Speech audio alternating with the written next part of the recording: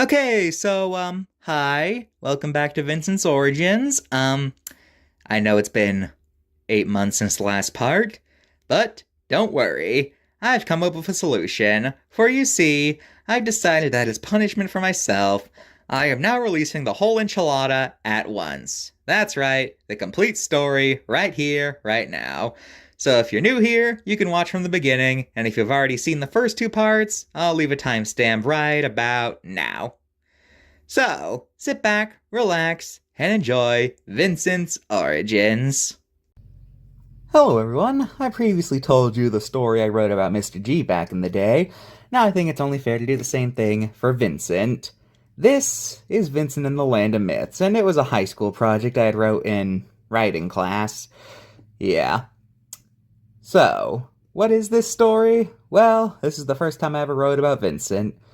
Now, here's a fun fact. Originally, Mr. G and Vincent were not going to be part of the same series. I had plans for, okay, Mr. G in one series, Vincent in the other, and they will never interact. Yeah. Eventually, though, when I started my YouTube channel, I decided to bring in this character I had previously written about, and was just like, why not? So, yeah. Anyway, this is Vincent and the Land of Myths. Now, since this is kind of a lengthy story, I'm going to be doing this on a 3-chapter basis. Sound good? Good. Also, just like Mr. G's story, this is only sort of canon. There's a lot of details that change later on, so like last time, I'll tell you what is and isn't still canon. Sound good? Good. Let's get into this. It was a warm summer day, and a couple who had recently had a child had went out for a picnic in the forest. While they were eating, the father heard a rustling in the bushes. When he looked over, there was nothing, so he continued eating. He heard a rustling again and turned around once more, and once again there was nothing. Then a few minutes later, he turned around again when he heard the bushes rustle for a third time. This time he was so annoyed he went to investigate. Dude, what are you doing? You never investigate a rustling noise in the woods. Well, he's dead. When he went to the bushes, however, all he saw was a deer skull, which is weird since it looked like it was floating.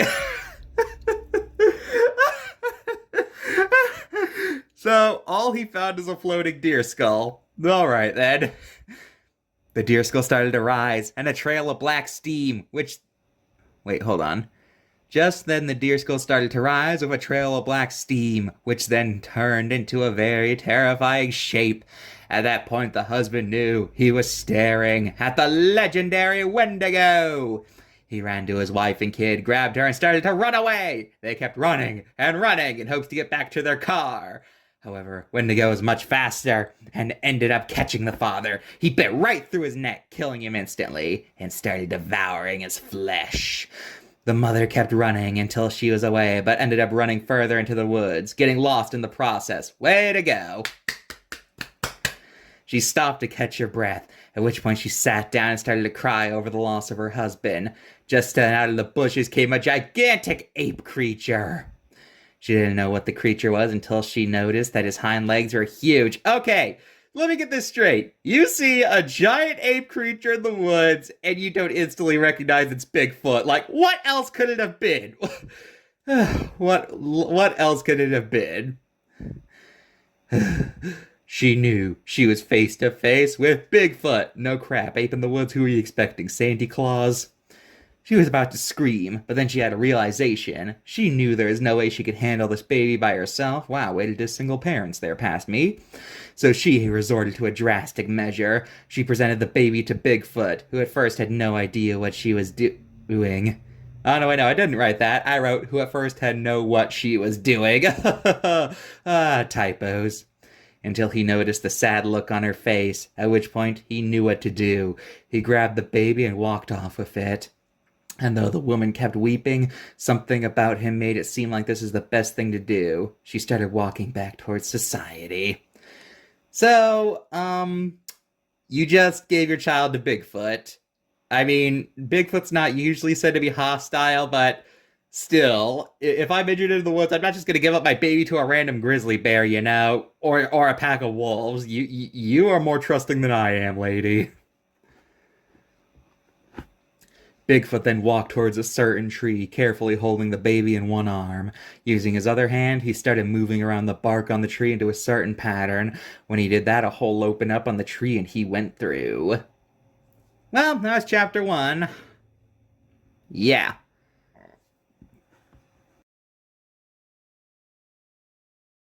Once Bigfoot went through the tree, he entered a beautiful world. The plants grew high into the clouds and the lakes were as clear as glass. He walked into the lush green forest and approached a large tree. He put the baby on a branch and let out a gigantic howl, signaling his brothers who came rushing immediately. Then along came 3 more giant apes, the first and oldest, whose fur was white as snow. The second had fur as black as night and stank like a skunk. And finally, his youngest brother was quite scrawny and had 2 long, sharp teeth. Okay, is that usually a trait of the Yowie, or did I just steal that whole cloth from the cards? Did I? Is the Yowie usually given saber teeth? I don't know. By the way, as of current canon, only Bigfoot and the Yeti are brothers. Any other Sasquatch is unrelated. Anyway, he explained to his brothers what had happened in the other world, and they were horrified. They started telling him, "This is no place for a human." Yeah, not anymore. I kind of have there's plenty of humans in the land of myth. I mean, most fairy tale characters and literary beings, and yeah, never. Yeah, this line doesn't make sense anymore. Bigfoot said that. They started telling, and he would get killed within 5 seconds. Bigfoot said that couldn't possibly happen as long as he kept an eye on him. Yes, because Bigfoot, you are just the most powerful monster, aren't you? His older brother let out a sigh and told him not to come crying to him if the baby got killed. Wow, no sympathy. But Bigfoot was willing to prove them wrong. He would raise this baby to adulthood. He named the baby Vincent and started caring for him. I guess he just thought of the name Vincent on the spot. Ever gonna explain why? No? Okay. Meanwhile, in a far-off region of this world, there is a land where the sun never rose, and a fake moon hovered over, casting a large shadow. In this land lived the creatures of the night, who either became weak or got killed in sunlight. And in the middle of this land lay a huge castle, with some of the scariest monsters ever lived. On the castle window porch stood the ruler of the vampires, a terrifying man with pale white hair, clammy skin, and of long fangs, which he used for feeding. He was standing there thinking when all of a sudden he heard someone approach. He turned around and saw his messenger. The large man walked over to the count and told him what the king needed him. Drac patted him on the head and thanked him for telling him this as he walked up to the attic. When he got there, he was greeted by a shadowy man with a fedora. With a fedora, I forgot he had that. Oh my. When he asked why he was needed, the shadow man began explaining. You What? You Dracula. Huh? He just says, you Dracula. I think he's supposed to be saying you see, but I just wrote, you Dracula. For far too long, we monsters have been unfairly treated by humans and the other monsters who live in far nicer places. But I, for one, am tired of it, so I have a plan that'll not only get us more respect, we shall become the supreme ruler of both the worlds. What I need you to do is find as many people to join me as possible. Right as Dracula was leaving, the Shadow Man said one last thing. Oh, and Dracula, if you find a large blue diamond, destroy it immediately. Dracula asked why, but the Shadow Man just said it wasn't important right now, and that he had to go do something to strengthen up that might take a few years. Okay, I guess that was my attempt to explain why he doesn't just attack right now. Okay. And so he locked himself in a room and put a lock that nobody but him knew how to unlock. Yeah, that's pretty much how you want locks to be, I guess, but whatever, that was chapter 2. Still can't believe he had a fedora. I think it was trying to be like the Hat Man cryptid. I was trying to make the Boogeyman and him one and the same, but still, I just can't believe it. Fedora. 17 years later, Vincent had grown up quite a bit. Oh yeah, Vincent was originally 17. He's not anymore.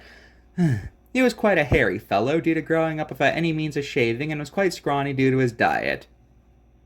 Okay, I guess I subconsciously redesigned Vincent. Okay. As he grew up, he found out more about the world around him. The biggest thing he learned is that he lived in a place called the Land of Myths, where every being ever thought up by humanity lives. From the tiny gremlin to the gigantic kraken, every monster, god, and being ever thought up lives here. Vincent was very fascinated by all this and liked hearing stories about this land and how everyone got there. Then, one day, while on a walk, Vincent saw something shiny out in the trees and decided to get it. When he got near, he saw it was a piece of gold, probably fell out of the pocket of an elf. Vincent put it in his pocket and kept walking until he approached a dried-up riverbed. Curious as to where it led, he decided to follow it. It's a dried-up riverbed, you... Whatever. He walked for about 5 minutes until he approached a rather deep and creepy-looking hole. The hole itself was surrounded by garlic plants and sage. Curious, Vincent decided to climb down the hole. It only took about 2 seconds to reach the bottom. What, by climbing or jumping in? Whatever. He looked around and saw a light at the end of the tunnel. Don't walk towards the light, Vincent, it's a trap! He decided to head towards it to see what it was. He walked into a bright room and saw a large old man with a weird nose. White bear? I think I meant beard, but I wrote bear. So, white bear. White bear and skin that looked like sand. The man was pacing back and forth, panicking about something. He said, "Oh, what am I going to do? He's going to reawaken any day now, and these sage and garlic plants are going to hold forever. Why not?" Just then he turned towards Vincent and immediately jumped back and pulled out a staff. He demanded Vincent to explain who he is and who he's a minion of. Vincent, still freaked out, said, "Old man made us sad. What are you, in the 1900s? I do not work for anyone. I just stumbled here unknowingly. I have no malicious intent. I just want to know what is going on." The old man then walked up to Vincent and put his staff on his heart, where it showed a glowing light. The old man got excited and told Vincent to stand still and shut his eyes. "I don't like where this is going." He then pulled out a pretty blue diamond and told Vincent that this won't hurt a bit. At that moment, Vincent felt an excruciating pain in his chest. Was that supposed to be a joke? When the pain stopped, Vincent looked down and saw he now had a blue diamond in his chest. He was about to scream until the old man told him not to, or it might alert something. He then told Vincent it was a very powerful gem, and that the diamond had powers beyond any comprehension. And after that, the old man took Vincent outside and wished him luck. Vincent, still confused over what the diamond was, felt something watching him. Just the... Oh, great. Here's another thing where I forget what I was trying to say.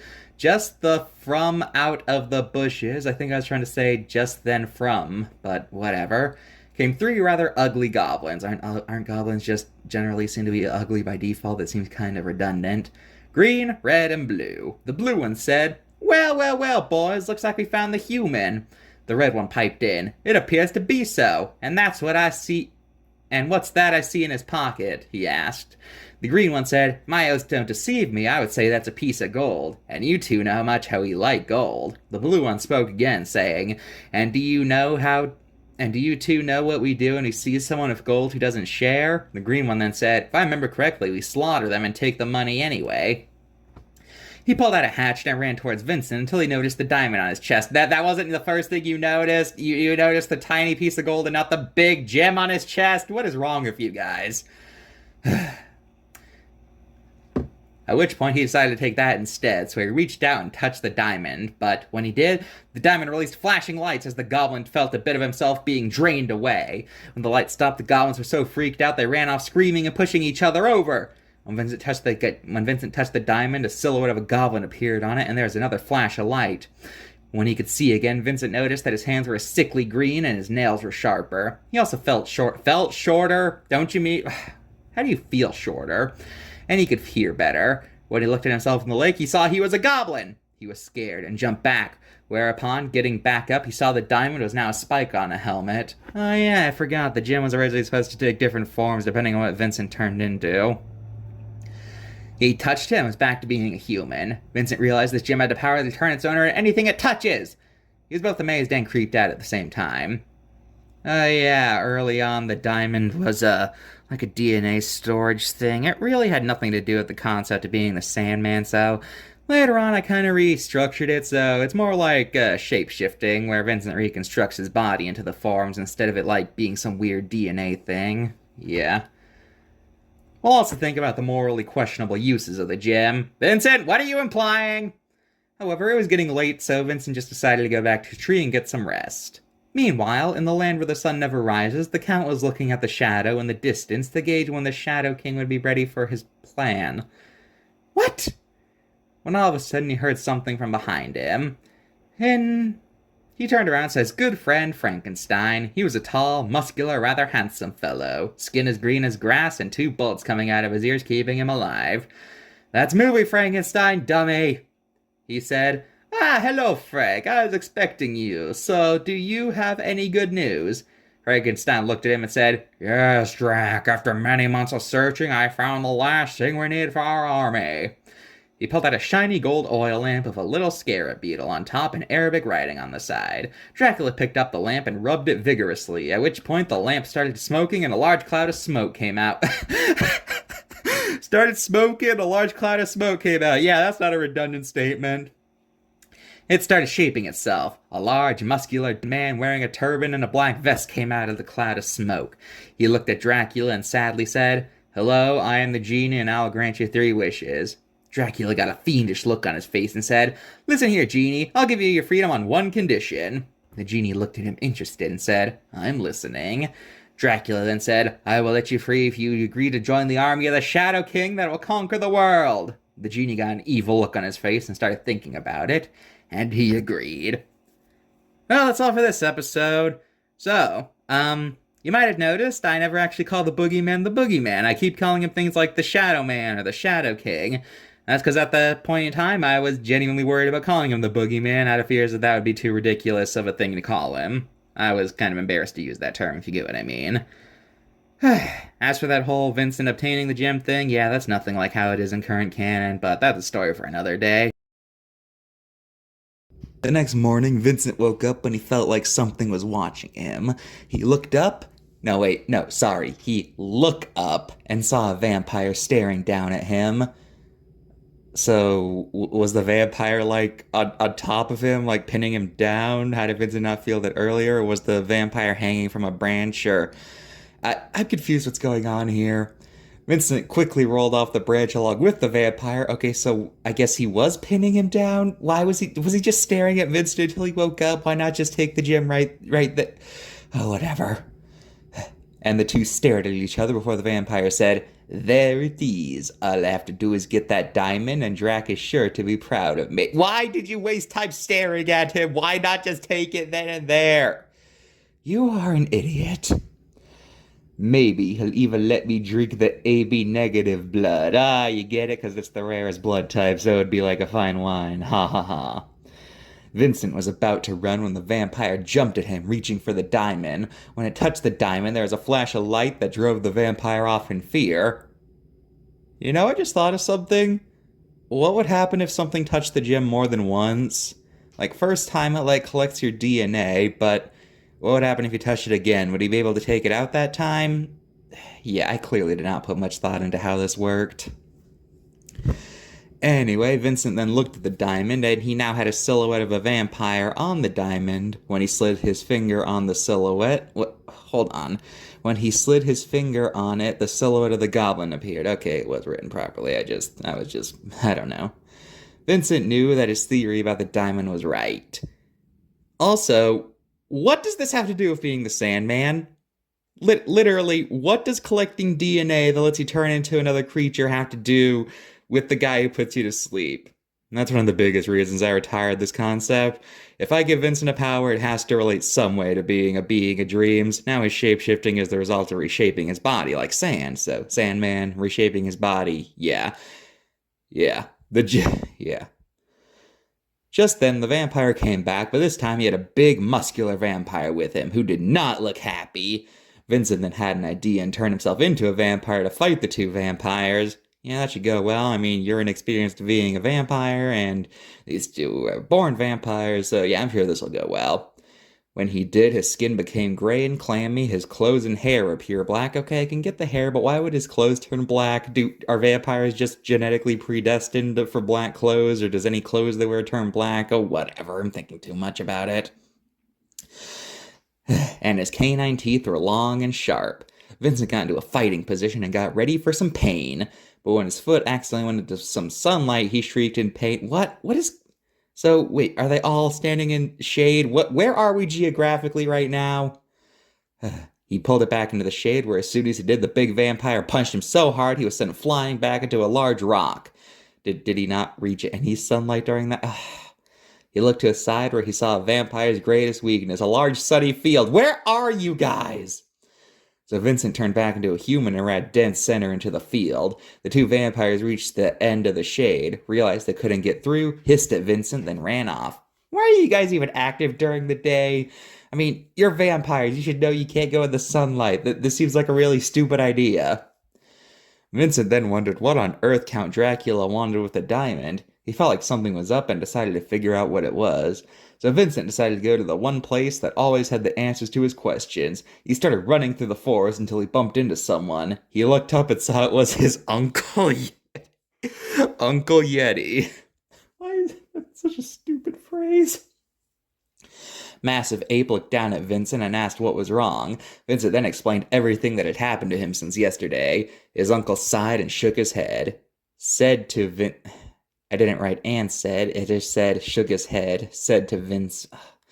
Listen, that old man was no ordinary man. Vincent asked what he meant, so his uncle told him the story of the man. Thousands of years ago, there were two brothers. One was made of sand, the other was made of shadows. The sand brother liked humans and saw the good in every living thing, so he blessed them with the gift of dreams and filled their heads with good thoughts. Meanwhile, the shadow brother didn't like humans at all, only saw the bad parts of them and thought they were a plague on the planet that deserved extinction.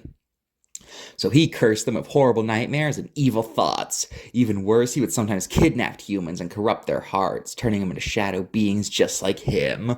Eventually, the good brother got fed up with his actions, so using his magic diamond, he shapeshifted into a human child to get his attention, and when his brother got close, he turned back and blasted him with a beam that made him lose 90% of his power. That's a weirdly...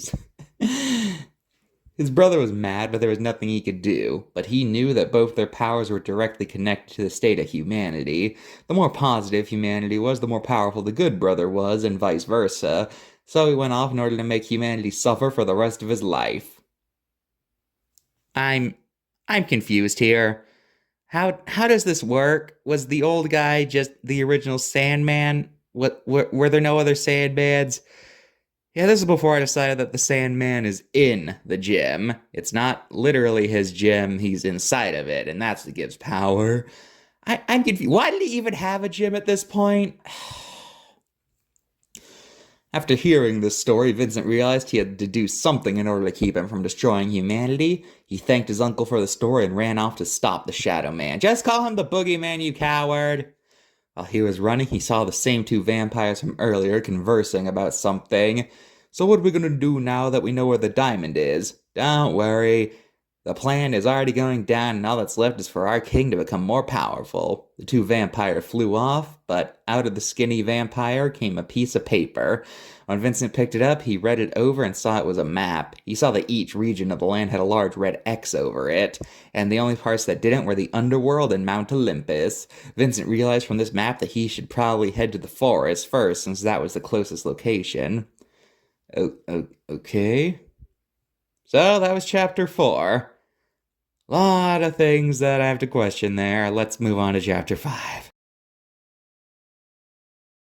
Vincent walked deeper and deeper into the woods until he walked into a fog bank. His father always told him to never go there, but Vincent felt like there would be something here. Yeah, so you're just trusting your gut, I guess. Okay. However, while he was thinking about that, he could hear a crying noise. He looked through the fog and saw what looked like a... Oh my gosh, I straight up forgot a word. It just says, and looked like a, and went to the next sentence. It doesn't say what it looked like. It just says, what looked like a... I just straight up forgot a word. Vincent was frozen to move at this sight. Yeah, the sight of nothing. At which point the creature walked up to him and slid its finger up his chin. What? We feel like we're missing some context here. The creature spoke in a deep, gravelly voice, saying, "You look delicious."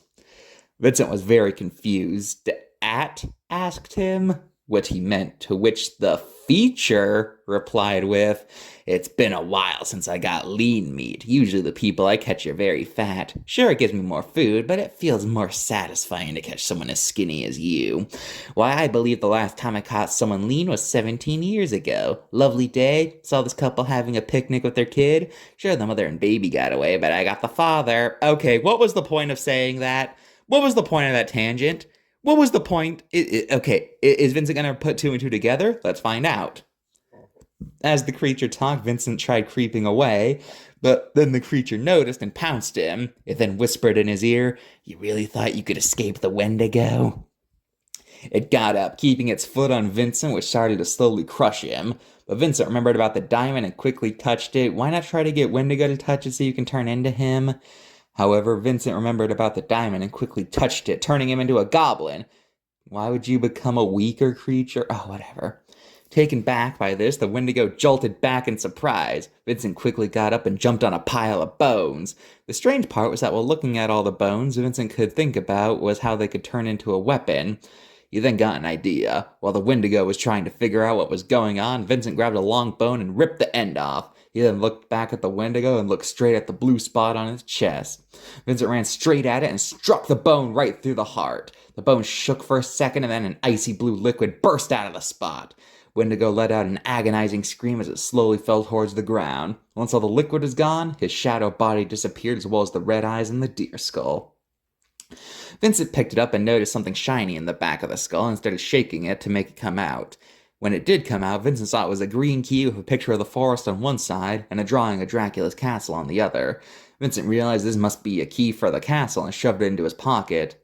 He then realized that as a goblin, he's able to see how to make weapons out of anything. Since while looking at the key, he started to think of ways to kill someone with it. Disturbed by these thoughts, he quickly turned back into a human and walked off to his next location. Meanwhile, in Castle Dracula, the two vampires told the Count the bad news about the diamond. This made him worried about what the Shadow King will do to him. "Call him the Boogeyman, you're not cool by doing this." When he finds out, he quickly ran out of the castle and ran to the house of the one person he trusted more than anyone else. He knocked on the door and was opened by an incredibly old woman with silver hair, warty skin, and a long, ugly nose. She said, "Dracula, it's been a while, hasn't it? So, what are you here for?" Dracula replied with, "I'm going to be in big trouble and I need to know if you have any sort of potion that could help me." The old woman smiled and invited him in. The two walked in and walked past a sign that read, "Baba Yaga's Potions, Powders, and Spell Books, established 1879. Okay then.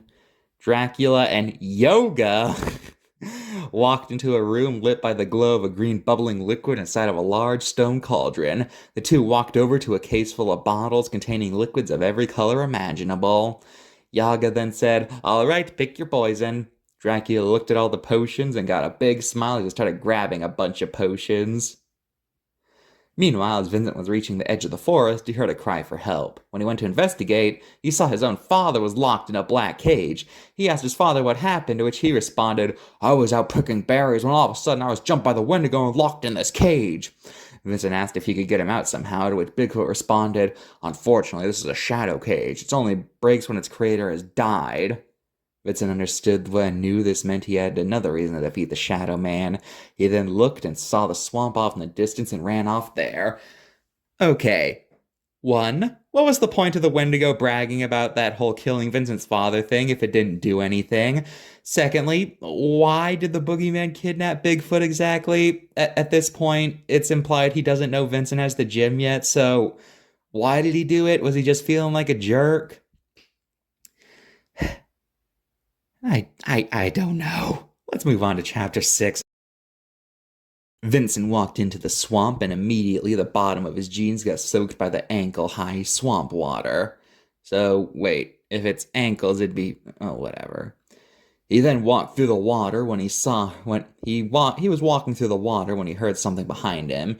Turned around and saw a huge, green, fat ogre. The ogre looked down at him and said, "Is that a piece of candy on your chest? 'Cause I want it." He reached for the diamond only for a bright light to appear when he did. The ogre got scared and ran off crying, at which point Vincent got a very unwanted view of the ogre's butt. Was that supposed to be a joke?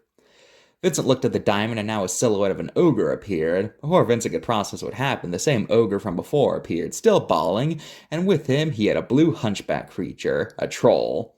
I guess this is before I established that ogres and trolls hate each other in this series. The troll didn't look happy of Vincent and pulled out a big wooden club. He charged at Vincent, causing him to touch the diamond. He looked at himself and saw he was now an ogre. He looked back and saw the troll was still charging. So, did he not notice that or something? Did he just charge and didn't notice his... Whatever. Quickly thinking, Vincent tried to jump out of the way, but he was so heavy he just fell flat on his side. The troll was now here, and Vincent braced for impact, but Vincent then felt a tickling sensation. He looked over and saw the troll hitting him in the stomach, but due to his weight, he didn't feel any pain at all. Yeah, I don't think that's how it works. I think if you get punched in the stomach, especially if you're that big, that would hurt more, but I don't know. Vincent then got up, causing the troll to keep hitting him into the stomach, until Vincent had enough and picked up the troll. He was surprisingly light, so Vincent tossed him right at the ogre, knocking them both over. When they got up, they both ran off terrified. Dude, one of you is an ogre. You know what to do. Whatever. Vincent thought this was awesome, since now he had super strength and couldn't be hurt. But just as he thought that, he felt a sharp pain in his stomach. He then realized the downside of being an ogre. Their huge appetites. So Vincent turned back to normal and continued walking through the swamp.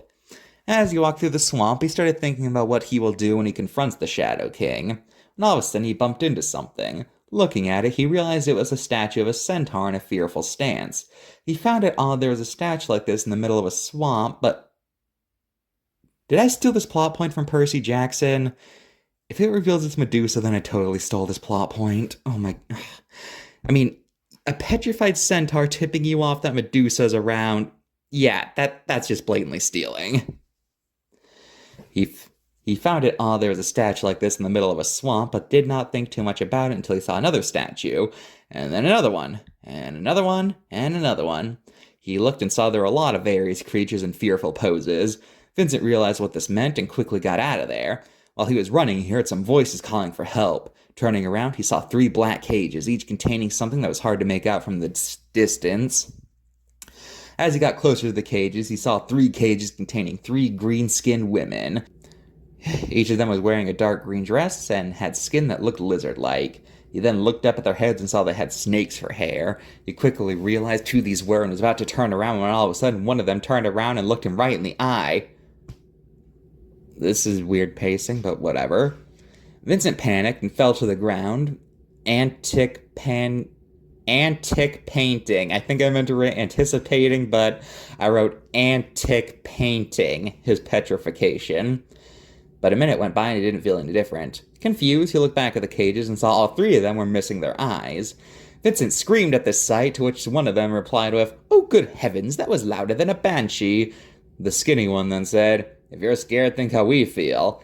Vincent asked what happened, to which the center one said, "Oh, these guys made a shadow jump at us while we were out taking a stroll and plucked our eyeballs right out of their sockets. They then shoved us in these cages and ran off with them." Heard him say something about a potion. The skinny one then chimed in with a, "When I get my hands on them, I will turn them into statues and toss them right off the side of the biggest cliff I can find." Just then a giant snake tail wrapped around the cages and pulled them into the brush. Out of the bush came a giant creature, who had the top half of an attractive nymph and the bottom half of a snake. Vincent was too shocked to move. The woman then shouted, "All right, kids, dinner's here." Vincent then turned around and saw 3 hideous creatures. One was a large lizard-like thing with 9 heads, a big one in the middle and 8 smaller ones on the side. Another was like a lion, but with golden fur. And the last one was another lion, but it had a goat head on its neck and a snake for its tail. The 3 looked at Vincent and started drooling. Quickly thinking, Vincent turned into an ogre, since they can't feel pain. The reptile grabbed Vincent and tossed him into the mouth on its biggest head. The reptile then closed its jaws, to which Vincent quickly started lifting up using his strength. But the strength of the creature's jaws and Vincent's were equal, so while Vincent was trying to lift its jaws, the creature was trying to bite down on him. Eventually, the creature's jaws were too much and Vincent could feel himself getting crushed. But then he had an idea. He turned into a goblin, which was smaller and rolled right out of the mouth. Unfortunately, this put him right in the side of the snake tail of the second lion. The snake lunged at him, but Vincent ducked out of the way. Then Vincent turned back into an ogre when the snake lunged back at him. What is the rest of the chimera doing? Does it not notice this? Do you not notice what your snake tail is doing? What's the point of having 3 heads if you're in that case, then? When the snake lunged back at him, he grabbed it before it could reach his face. Vincent smirked and pulled at the snake, dragging the lion with it. He picked up the lion, which wasn't easy, since it felt like what it would be like if a human picked up an actual lion. So how are you doing it at all, then? I'm pretty sure most humans can't pick up a lion. He tossed the lion at the reptile, knocking them both over. The golden lion then jumped over the unconscious creatures. Wow, you guys are great at teamwork. Taking this one at a time. Yeah. The golden lion jumped over the unconscious creatures and roared at Vincent. He tried hitting the lion of a tree, but it just shrugged it off as if it was hit by a twig. Vincent then tried punching it, but that just hurt his own hand. The lion then pounced Vincent, and the two started struggling. The lion started clawing at Vincent, which actually hurt despite being an ogre. However, Vincent then got the upper hand and picked up the lion, who was struggling. Took you that long to think of that? He then tossed the lion at the snake woman, knocking them both over. Oh yeah, I'm sure that would knock out the Nemean lion, the lion that's borderline invincible. Also, how'd you survive getting slashed by its claws? Aren't those things supposed to be so powerful? Oh, whatever. He walked up to the snake woman, who was now crying. She then looked at Vincent and said, "Please don't kill me, I only tried to kill you, I just wanted to see my husband again." Vincent, confused, asked what she meant, to which she answered with, "I was approached by these shadow figures who asked if I wanted me and my children to be part of their plan for world domination. They said the part of my plan was to release my husband who was imprisoned under a mountain, and they needed me to calm him down." I just realized this is doing kind of a terrible job at elaborating who these people are for people who aren't mythology experts. To people who don't know the story of Typhon and Echidna, this just seems like random junk. And I guess my insistence on not using anything's name is only making it worse.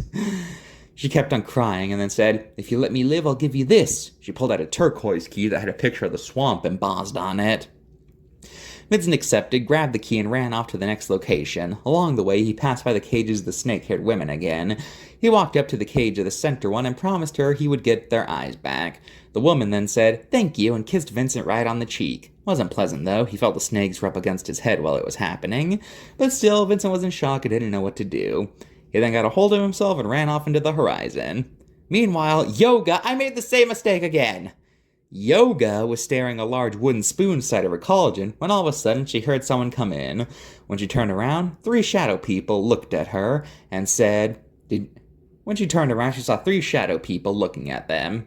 She said, "Did you bring me the eyeballs?" One shadow man pulled out a bag that said Gorgon eyes. Another pulled out a bag that read Cockatrice eyes. The last one pulled out a bag that read Basilisk eyes. Yaga smiled, grabbed the bags, poured them into the cauldron and started stirring, causing the liquid to turn gray with white sparkles. She bottled some of it into a spray bottle and gave one of it to the Shadow Men. The Shadow Men then went to Dracula's castle and gave it to him, to which he let out a smirk as more of the plot was unfolding. Vincent arrived in the jungle and started his trek into the humid place. Vincent was nervous, since he knew everything would probably be trying to kill him, since now he had 2 of the keys. Not to mention the jungle was no man's land, where everyone was for themselves.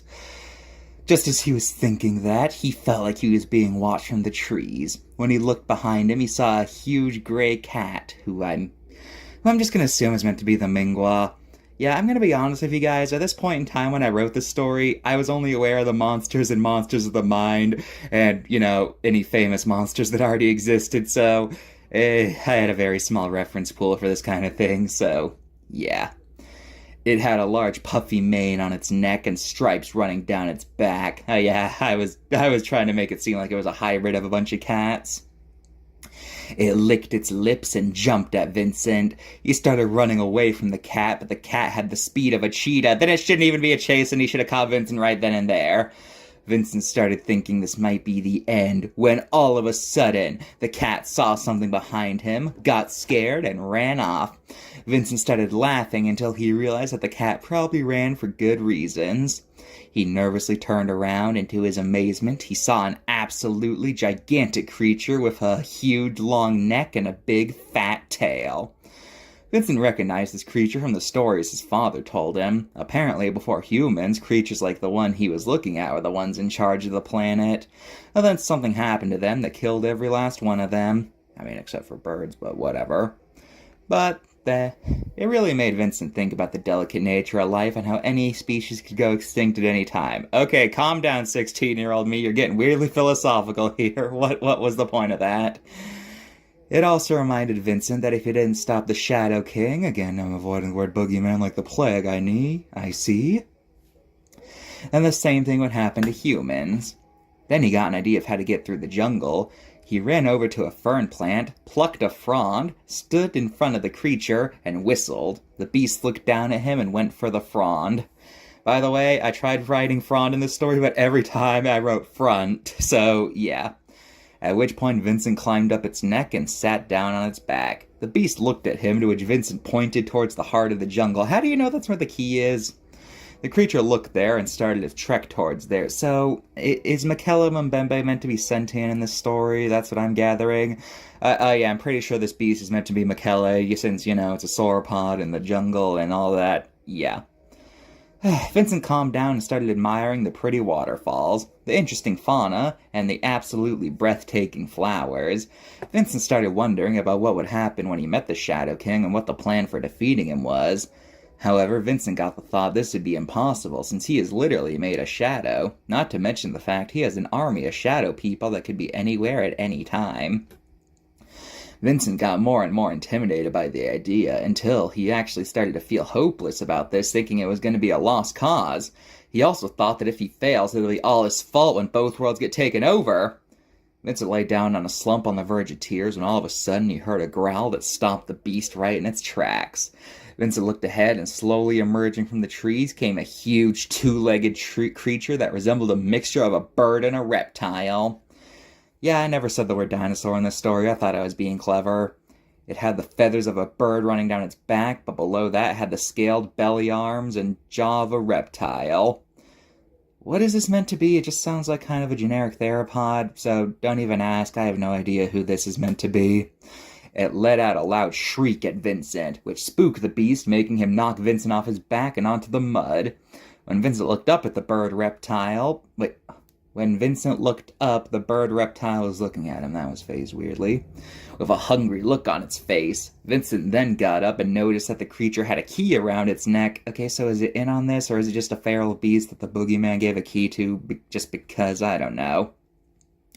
Vincent turned into a goblin in hopes that since they're fast, he could quickly jump onto its back and swipe the key, but the creature's jaws were lightning fast and caught Vincent mid-jump. Oh, is this meant to be like Barunja or something? I don't know, but that's a desert creature, and I don't know. Again, I forget who this is meant to be. This could be Kazai Rex for all I care. However, the creature's jaws were lightning fast and caught Vincent mid-jump, then tossed him at the side of a big rock, to which he fell to the ground dazed. He shook his head and realized this guy wasn't playing around. Vincent then turned into an ogre and got ready for battle. However, when he was charging at the beast, the thought of the Shadow King beating him flashed into his mind, causing him to slow down from sadness. That's a new sentence. To which the creature responded by grabbing him with its teeth. This time, however, it shook Vincent like a doll. Vincent actually felt nauseous as he realized that tough doesn't mean invincible, and he could actually feel his organs sloshing around. The bird lizard tossed him at another wall, then ran over to him. It picked up its mighty feet, which had huge claws at the end of them, and pressed against Vincent's stomach. It slid them down, and Vincent was in agonizing pain. He felt this was it, and that he failed, until he heard something that made him and the bird lizard stop. It was a loud wail that came from the long neck. It ran over to the bird lizard and shrieked at it, too. Wait, hold on. It ran over to the bird lizard and shrieked at it, too, which the bird... Oh, I probably meant to write to which, like they also did, but I wrote to as in also, whatever. To which the bird lizard shrieked back. This went on for a while until the long neck turned around and slammed the bird lizard with a strike of its mighty tail, knocking it unconscious. Vincent got up and quickly got the key off of the neck. Turning around and looking at the long neck, it looked down at him for a bit, but then walked off. Again, am I implying that it's sapient, or what am I doing here? Vincent couldn't be more grateful to the long neck and started to wonder what they did to deserve extinction. He then ran out of the jungle with 3 keys in hand. However, as he was walking out, he heard a familiar voice. Looking to his side, he saw the skinny and buff vampires from earlier. Ah yes, my favorite characters. At first, Vincent didn't care since he was in a sunny area, but then he looked to the horizon and saw the sun getting engulfed by the night. That is such a pretentious way to describe the sun setting. The two vampires smirked at him, to which Vincent gulped. He ran like Hades to get out of there. Ah, you get it? Because he wouldn't know what hell is, so he says Hades. Ah, I'm so clever.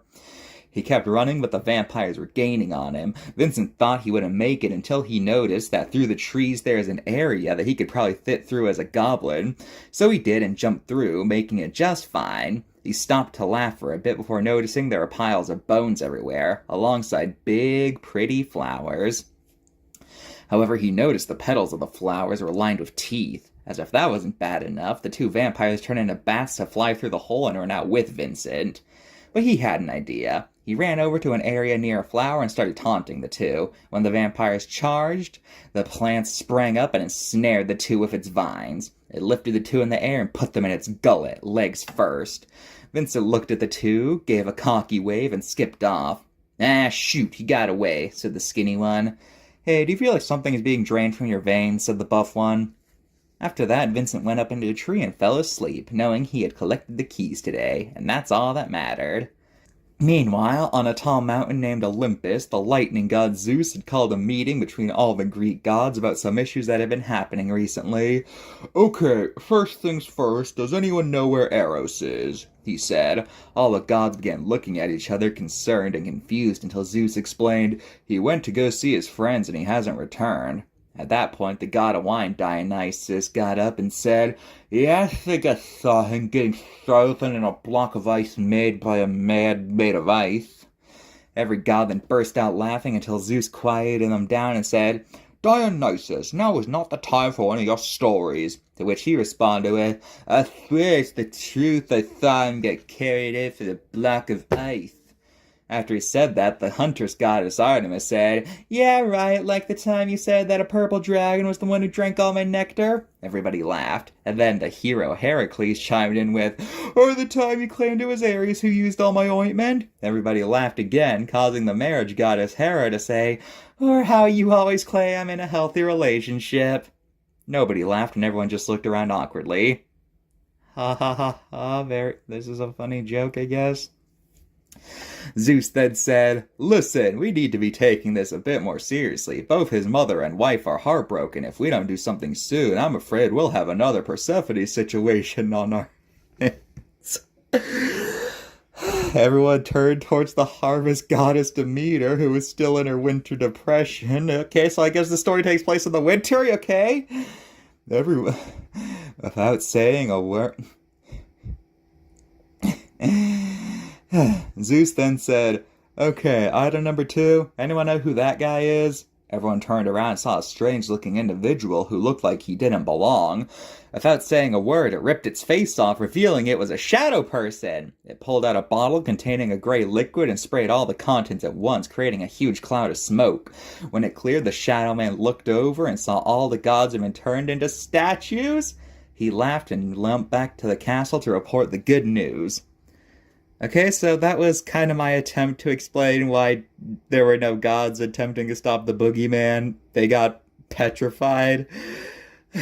Yeah, that's the best I could come up with. Yeah, most stories just kind of ignore this, but I guess props for trying to come up with an explanation, even if it was kind of stupid.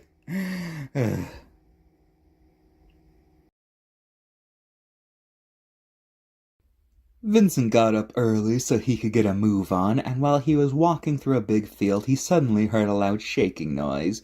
He looked up and saw a stampede of unicorns heading his way.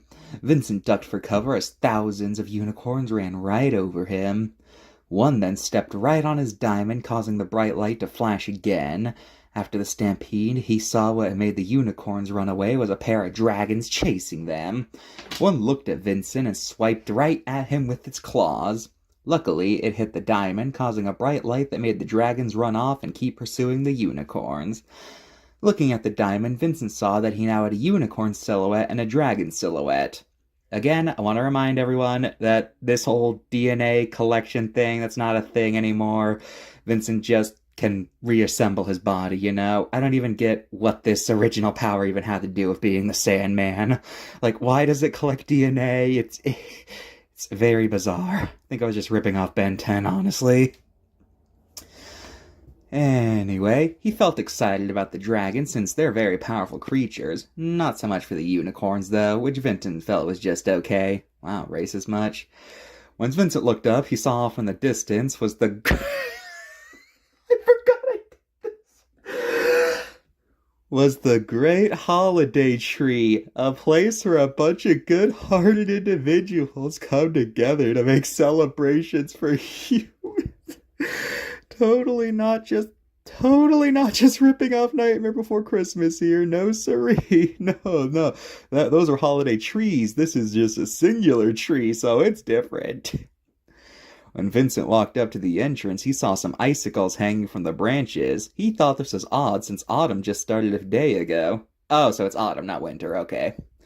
When he entered the tree, he immediately slipped on the floor. Looking down, he saw the floor was completely covered in ice, as were the walls and ceiling. Vincent carefully walked along and noticed that each of the doors had a thick layer of ice over it. Oh, so there's still holiday doors? Again, I'm totally ripping off Night Before Christmas, but I'm sure past me would have got very defensive at that accusation. He kept walking until he saw that the Christmas door wasn't frozen over. Again, a Christmas door. What did you take inspiration from here? When he walked in, he was immediately welcomed by a huge blizzard. Okay, so apparently if Christmas is where apparently this is originating from, this shouldn't it be the most frozen? I'm not going to question the logic here. After walking through the snow for a while, he saw a gigantic factory surrounded by a golden gate. Walking through, he approached the doors of the factory and went in. Looking around, he saw every conveyor belt, every dropper, every gear and machine was frozen solid. This made Vincent sad, since this place used to be one of the happiest places ever. So... Looking ahead, Vincent saw something that made him jump back. It was a giant ice block, and on the inside was every single elf who worked at the factory. Vincent put his hand on the block and could feel tears filling his ducts. Wow, this is really breaking you, I guess. He didn't know who froze the factory, but he would put a stop to them. Why is Vincent taking this one so much more personally than every other one? Holy crap. He then started walking down the main corridor in order to reach the office. As he was walking, he saw another block of ice. This one contained a giant fat turkey, I guess that's Thanksgiving, a man in a red, white, and blue outfit, I guess that's meant to be Uncle Sam, so I guess 4th of July, a pumpkin with a candle near it, Halloween, leprechaun, St. Patrick's Day, a big jester, April Fool's Day, a large rabbit wearing a sash that read... Okay, I put some Hebrew text there. I'm just going to assume that says Happy Easter, so whatever. And the god of love, Eros. So just a straight up god got frozen. Okay, then, not going to elaborate. Fine. As Vincent looked at the ice, he felt like there was someone missing. I feel like there's a lot of people missing given how many holidays there are, but whatever. Just as he thought that, he heard a laugh and cry from down the hall. What, is he a Family Guy? Sorry, I had to. When he got to the office, he hid behind a potted plant and peeked through the leaves. There stood an old man of icy blue skin and hair and a beard made of icicles. He made a snowball and tossed it at something. Looking to the right, Vincent saw that it was the head of the factory, a large fat man with a red coat and white beard. Again, I thought I was being so clever by never referring to anyone by their name. I was so smart. Vincent noticed he wasn't wearing his hat until he looked back at the Iceman and saw he was wearing the cap. He then started listening in on what they were saying. "So, you gonna give me the factory now?" said the Iceman. "Jack, no matter what you do, I'll never give you the factory. In fact, I'd rather die than give you this place," said the fat man. "So you'd rather die, huh? Well, that can be arranged," said Jack as he started making a bow and arrow made of ice. He aimed and was about to fire when Vincent jumped at him, knocking him down and taking a bow and arrow and making it shatter. What does that even mean? When Jack got up, he was not happy at all and shouted at Vincent. Oh, I wrote in all caps here. He's angry. "Ah, you little brat, you know how close I was to finally finishing him off. That's it. I'm going to give you the worst case of frostbite you've ever had." By the way, this is meant to be Jack Frost in case you were wondering, because again, never referred to anyone by name, but I feel like this one is pretty obvious, but just wanted to make sure. He then started waving his hand around in the air as his eyes became blue. Just then, out from the snow popped 7 living snowmen who all started to swarm towards Vincent. Vincent tried fighting them off, but they just kept coming without even flinching. He turned into an ogre and tried fighting, but same thing happened. He started out thinking about what to do when he remembered about the dragon form he had gotten, so he changed into it, took a deep breath, and let out a jet of flames from his mouth. The snowman then melted away like butter. Jack got mad when he saw the puddles and started taking a huge breath. He then breathed out a huge icy fog. Vincent quickly let out another fire breath, but the 2 clouds clashed. No, I think fire would definitely win here. And the two breathers started breathing as hard as they could to get the upper hand. Breathers! Vincent started losing his breath. I could feel his lungs pushing against his chest harder and harder. Then he stopped to breathe, and then the Iceman surrounded him, and he felt incredibly cold. Even worse, since dragons are reptiles, he started feeling really lethargic and sleepy. I had to include that. I'm so smart. I remember the dragons are reptile. But he persisted and sent out one last fireball. The fireball started bouncing around the room until it hit the bottom of Jack's coat. He looked down and started freaking out, causing the icy wind to stop. Just blow on it or something. You're Jack Frost. Vincent then got up, and while Jack was distracted, sent a mighty flame at him. When it hit Jack, he started dripping water from his face. Then his arm fell off. Then his eyes fell out, until finally he melted into nothing but a puddle. Vincent then went over to the fat man and melted his ice prison. He hugged Vincent and said he is definitely on the nice list for this. Vincent then went and freed everyone trapped in the ice, and they were all super grateful. A bunch of the elves started asking Vincent questions about what he was doing, so he told them. Then the fat man walked up to Vincent and gave him a pink key with a picture of Dracula's castle on the side. Vincent got it and then walked off to the next location. Oh my gosh, I forgot about this part. Okay, so for context, when I was younger, I found that one scene from Finding Nemo where the story of Nemo gets spread around the ocean really fascinating. So I, for some reason, decided to basically rip that off and put it in my story. Okay, here goes. After Vincent left the elf, Vincent told his... Hold on, there was a missing comma there. After Vincent left, the elf Vincent told his story to decided he wanted someone else to hear the story, so he wrote the story down, went to the communication center? Communication center, just a vague communication center. What are they doing? Is it a phone center? Computers? Who knows? It's just a communication center. And sent it to the mayor of the Wood Elves. When he received the letter, he told the town about it, who all seemed interested. From behind the trees, 2 goblins heard the story and decided to tell their mayor. Why did I go with mayors for goblins and elves? That is such a... Are they mayors of the entire species? Shouldn't they be presidents or kings if that's the... Mayor, that is such a weirdly lowly position of power for this. Anyway, the 2 goblins heard this story and decided to tell it to their mayor, and when he heard the story, he told his friend who was king of the trolls. So, the trolls have a king, but goblins just mayor, who told his friend. The story kept on spreading more and more until eventually everyone knew about the story of Vincent and his quest to get to the Shadow King. Meanwhile, at the castle, the Count was taking a nap when he heard something come in. Looking out, he saw the skinny and buff vampires, both of whom smelled terrible and were covered in plant vomit. "What do you 2 want?" said the Count. "Your Highness, we have terrible news," said the skinny vampire. "There's this kid going around collecting the keys needed for your castle," said the buff one. There's only 2 more he hasn't gotten yet," said the skinny vampire. The Count told him to be quiet, since he didn't want the Shadow King to hear. "Oh, I already have," said a creepy voice coming from the cellar. The Shadow King emerged out of the door and was not happy. I'm pretty sure you're not supposed to say how your characters feel, but whatever. "So, what is this about a kid going around collecting keys?" said the Shadow. The Count did a nervous laugh and was about to explain before the Shadow King stopped him and ordered the 2 vampires out so he could talk to the Count in peace. "Now, Dracula, I can handle someone getting a few keys as long as he doesn't have the diamond." Dracula looked at him and told him, "Well, about that." The Shadow King glared at him and started to shake vigorously. He then calmed himself down and told himself that he wasn't at full power yet. He then whistled for his shadow people. They then came up. What did I write here? They came, he gave them to order to warn the remaining two key keepers about Vincent. He then looked out the window and said, "The plan is about to commence." What was that last sentence? I don't get what I was trying to write there. Vincent was trekking through the bone-dried desert in the search of the next key.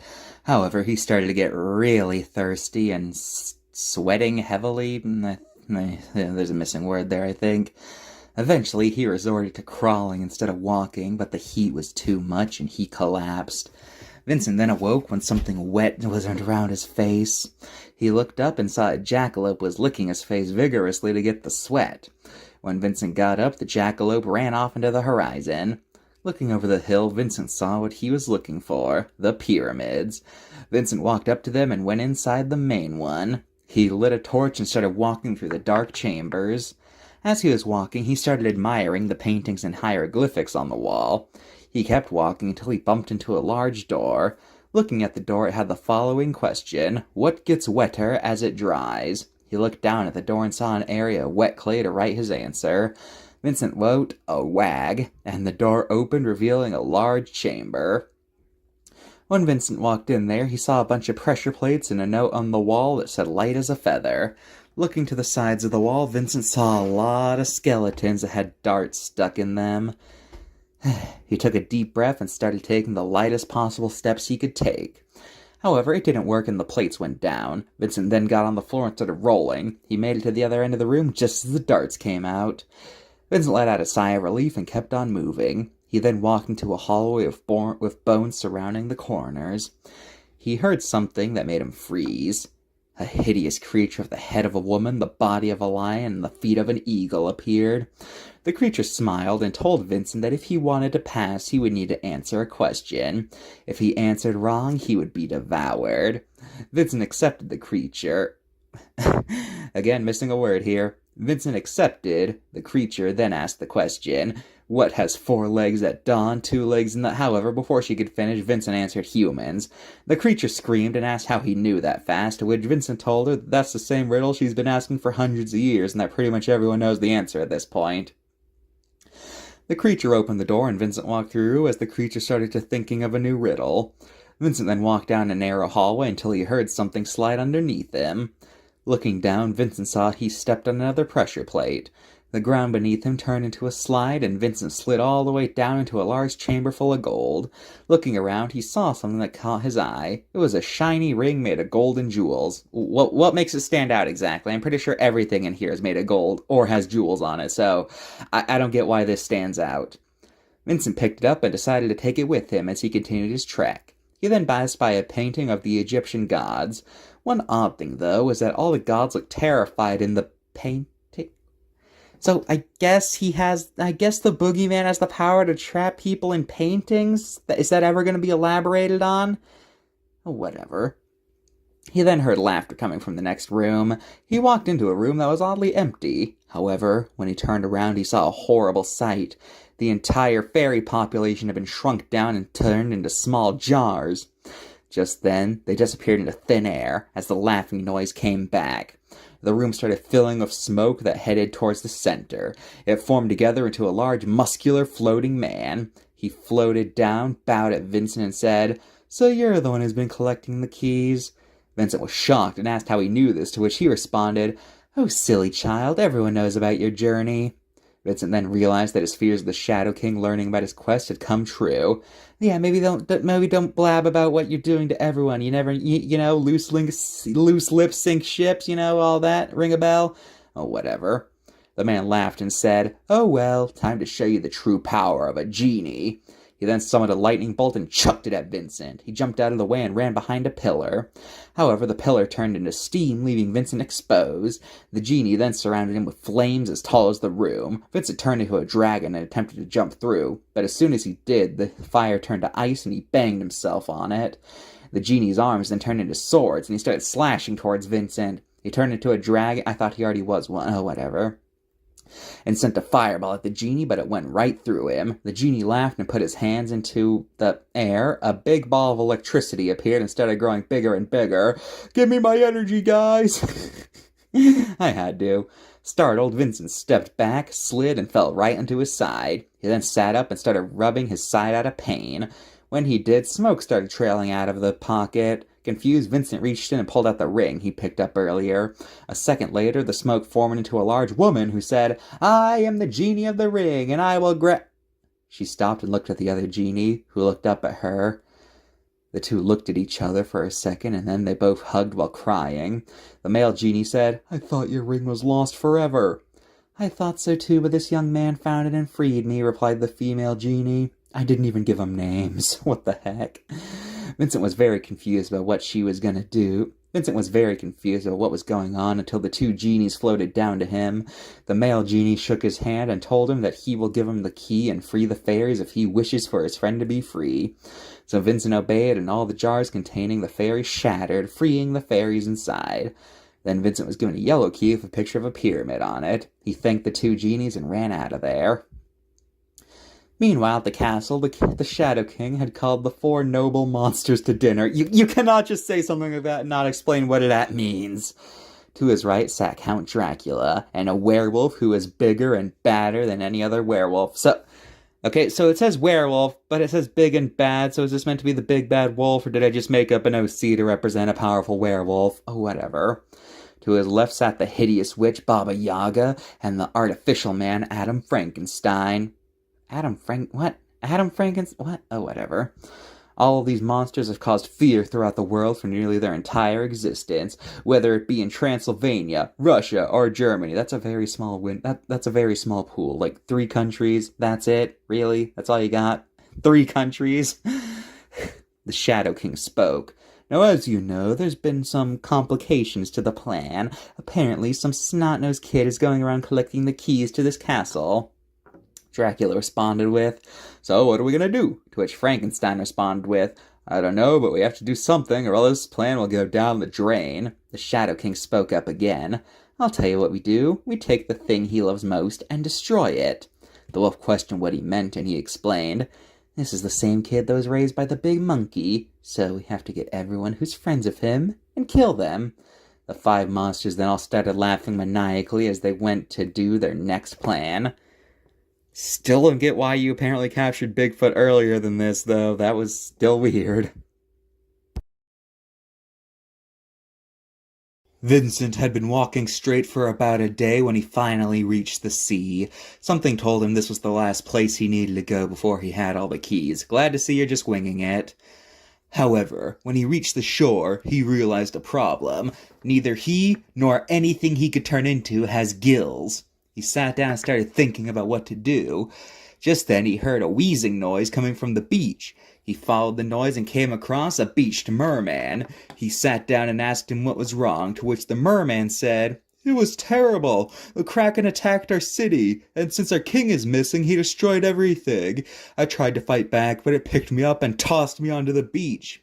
He started coughing and then said, "Listen, kid, please put me back in the water." Vincent agreed and picked up the merman and placed him into the ocean. When he placed him in, the merman's tail touched the diamond and a huge flash of light appeared. Vincent looked at his chest, and now there was a silhouette of a mermaid on it. Vincent got happy since now he could go into the ocean. Again, I don't get the whole DNA collecting thing. What does that have to do with being the Sandman? He thanked the merman, got to the top of a cliff, jumped off, and halfway turned into a merman. I think I meant to say halfway down, but it just says halfway, so whatever. When he entered the water, it was like nothing he had ever felt before. He didn't feel wet at all. He felt like he was flying, and breathing was as easy as it was on land. He then decided to go where the merman said was being attacked, since there was a chance a key was there. Unfortunately, he didn't know where the city was, since all the ocean looked the same, but he would press on. After about an hour of swimming, Vincent was tired of looking. He realized that since most of the planet was ocean, he would need to ask for directions. He saw a shadowy figure off in the distance and started swimming to it. As he got closer, the object got more whale-like. So it didn't have the silhouette beforehand. What is that even? Oh, whatever. and it was a lot more pale than he thought it would be. He swam up in front of it and asked for help, to which it replied in the deepest voice he'd ever heard, "What do you want, little merman?" Vincent responded that he wanted to get to the lost city, to which the whale responded with, "All right, I'll bring you on one condition." Vincent asked what it was, to which the whale said, "You have to promise to get rid of that kraken."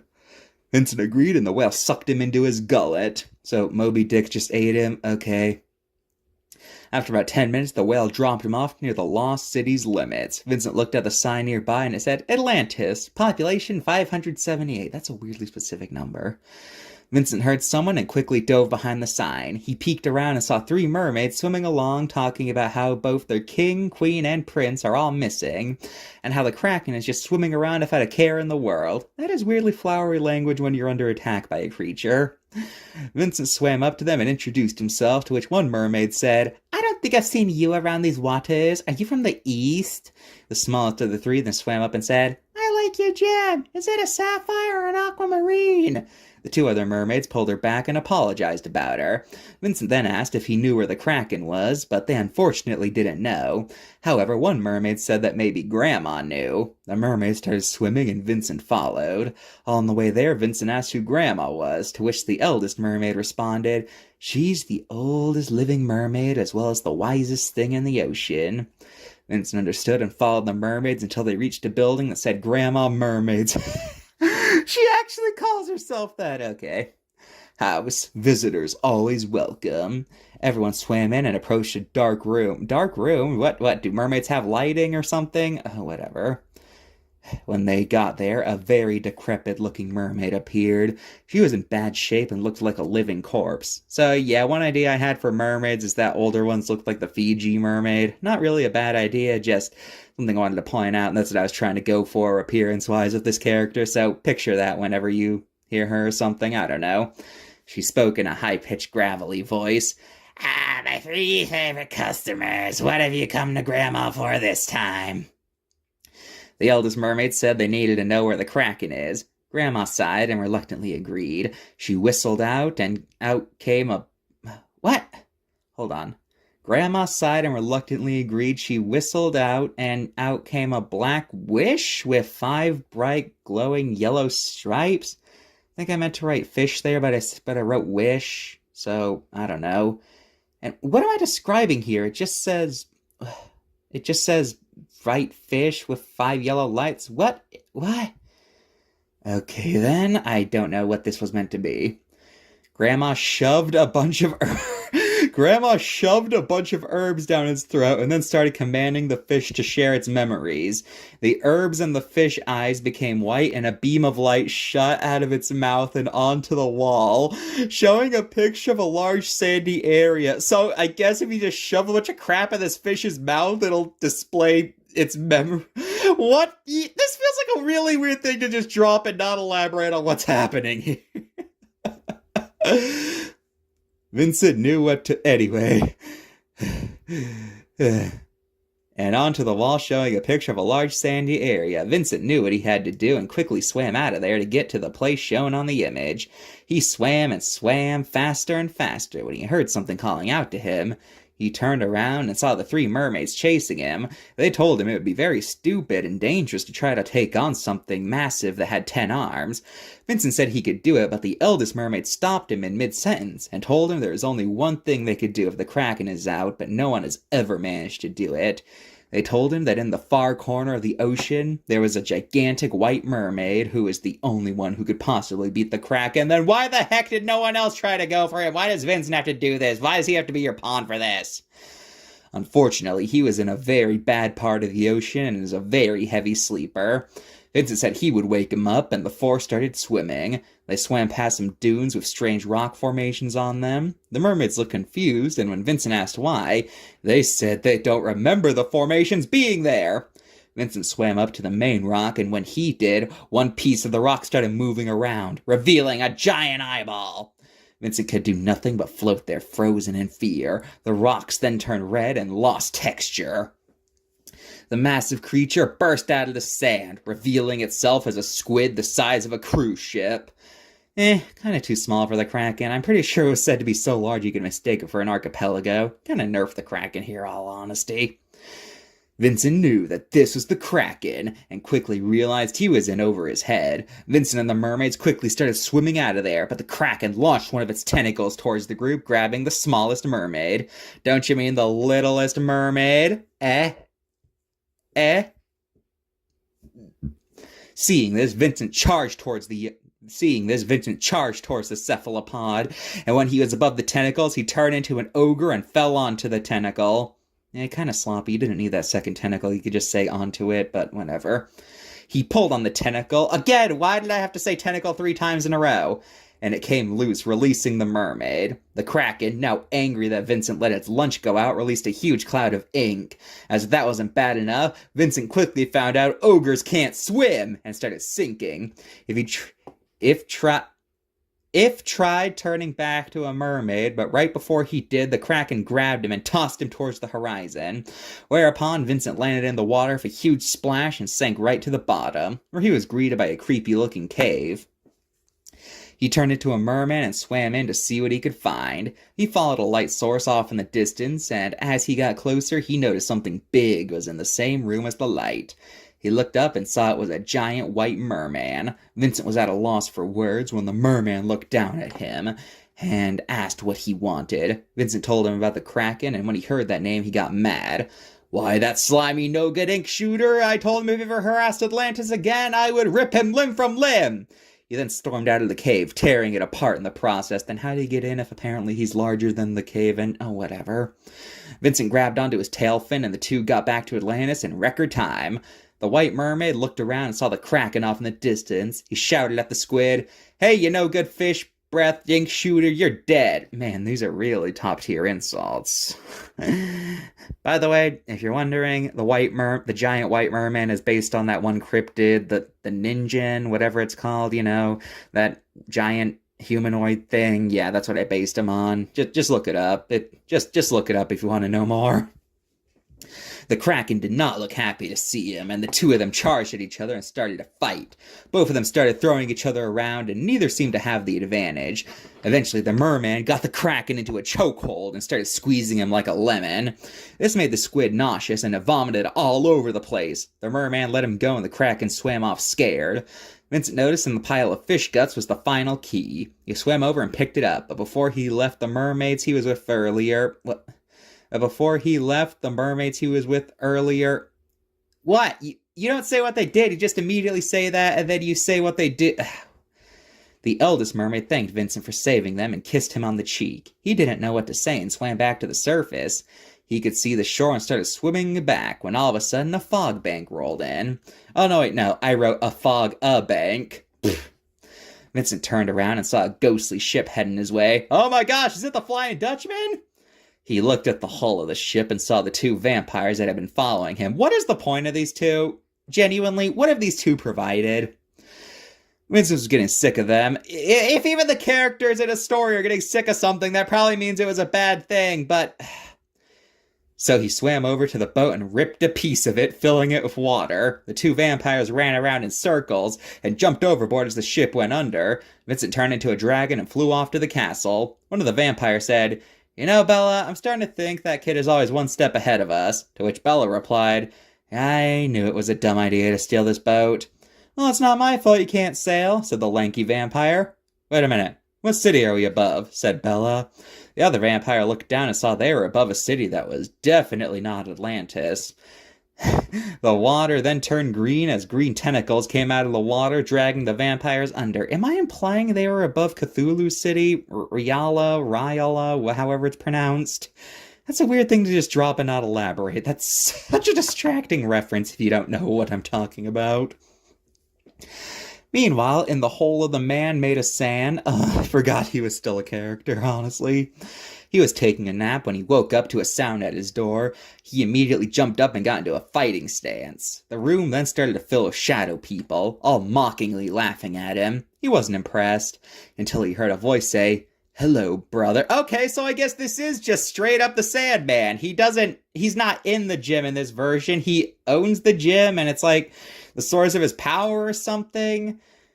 Look, I forget if I've established this already, but in case you need a reminder, in the current canon, the Sandman is in the gym, and Vincent is like his avatar guy who gained his power because he's worthy or something. It's complicated to explain. Maybe I'll make a whole video about how Vincent works one day and finally explain it, but anyway, back to this version where I guess he's not in the gym and it's just like some weird power thing. I don't know what I was going for. Out of the shadows came a sight that was too familiar. It was his brother, and he was visibly stronger than he had been in millennia. Visibly stronger is my favorite new sentence. The two stared at each other for a bit until the old man asked a simple question. Why are you even here? I gave the diamond to someone else. The Shadow Man smiled and said, Oh, I know, but if I want my plan to be foolproof, there can be no one else who's able to stop me. So that means you die. The old man grabbed a staff and aimed at him while saying, I may not have my gem, but you will never destroy me. So what is the gem in this version of the story? It's like what is the gem in this version of the story? I don't get it. However, the Shadow Man just laughed and whistled for something. From the ceiling came a haunting melody that sounded like giggling. Then crawling down from the ceiling came hundreds of shadow people. The old man refused to back down and started whacking away the shadow people. However, they became too much, eventually piled on top of him. Eventually, all that was left sticking out was his head. When the Shadow Man walked up to him, the old man asked why he was doing this, to which the Shadow Man said, It's very simple, brother, for you see, ever since those stupid apes come along, we monsters have been at the bottom of hierarchy. To which the old man responded, Oh, come on, humans aren't that bad. To which the Shadow Man angrily said, Oh, of course you'd say that, Mr. Good Dreams. The humans like you because you send them to their little fantasy world where everything's fine and dandy and they love you for it. Meanwhile, I share with them the cold hard facts of life and they hate me for it. Not to mention, as soon as they came along, the gods haven't been paying any attention to any other species. It's always the precious little humans who need attention. He then walked up to the old man and said one last thing. Say hello to Mom for me. Okay, want to clarify something right here. In the current canon, these two don't have a mom, but that's a whole other thing. Probably I'll explain that in my Vincent video. He then lifted his foot and stomped on his head, crushing it. Sand spilled out of his skull as a golden light flew out of him and towards the sky. The Shadow Man was pleased, and when he turned around he saw Dracula, who had some good news.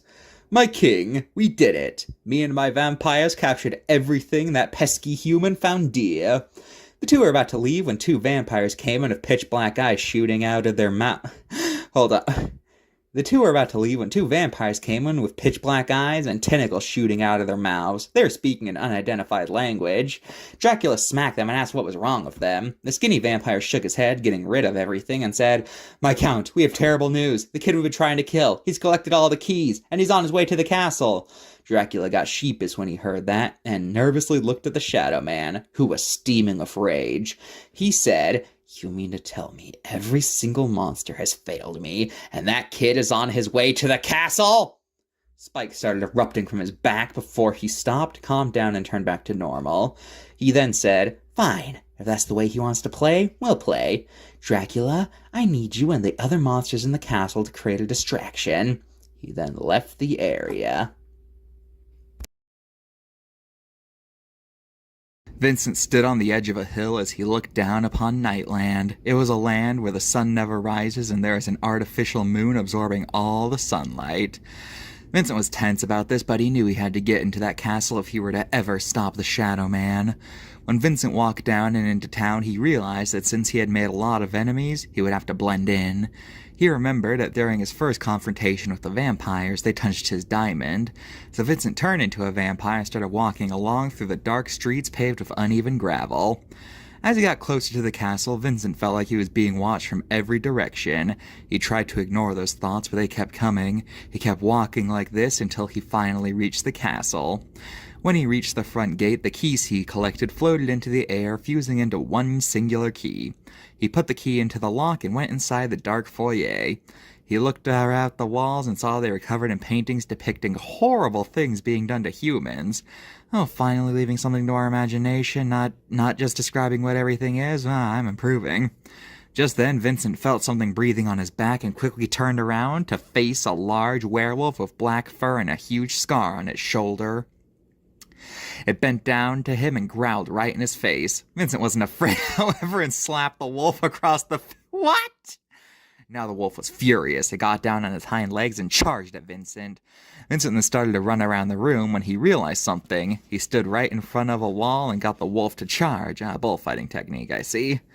When it did, the wall scooted back a little like Vincent thought it would. What? Is he trying to take out the werewolf for the wall? What?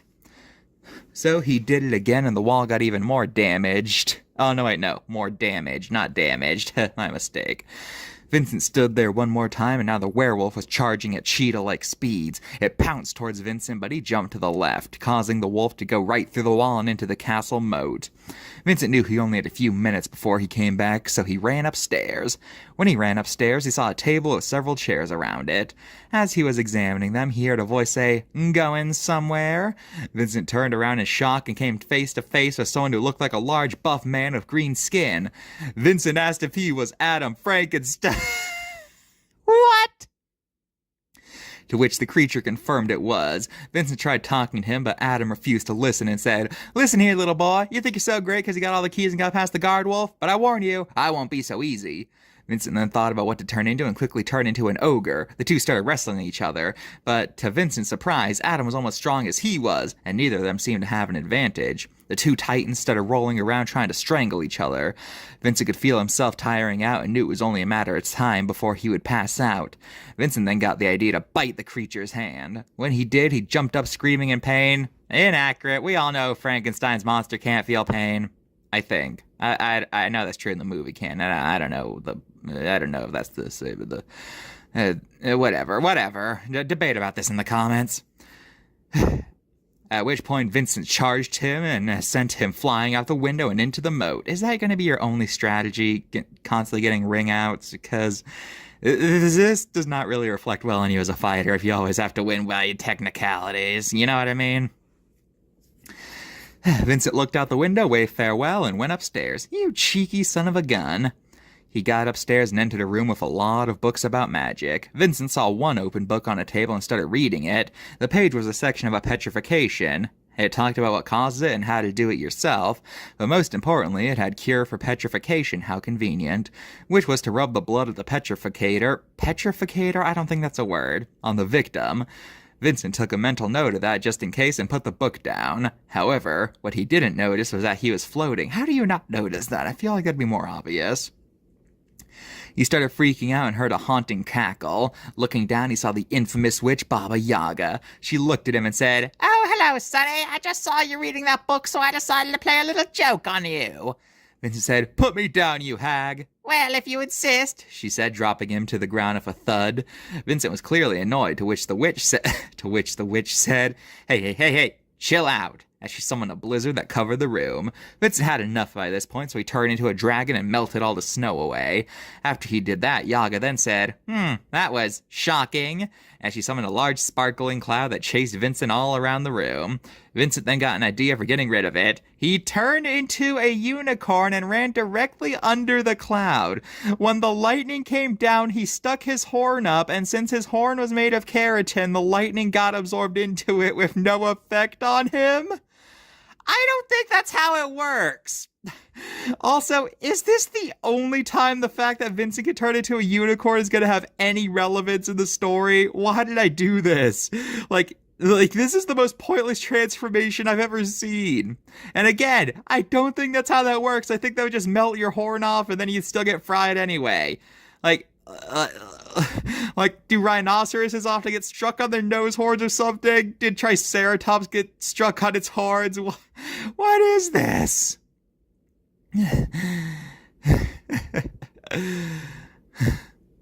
Vincent turned back to normal and started catching his breath after all the running. I think the fact that you were just struck by lightning would be a bigger issue.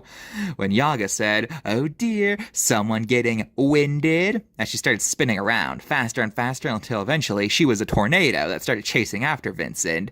However, Vincent got an idea of how to stop her. He turned into a dragon and shot a fireball at the tornado, setting it on fire.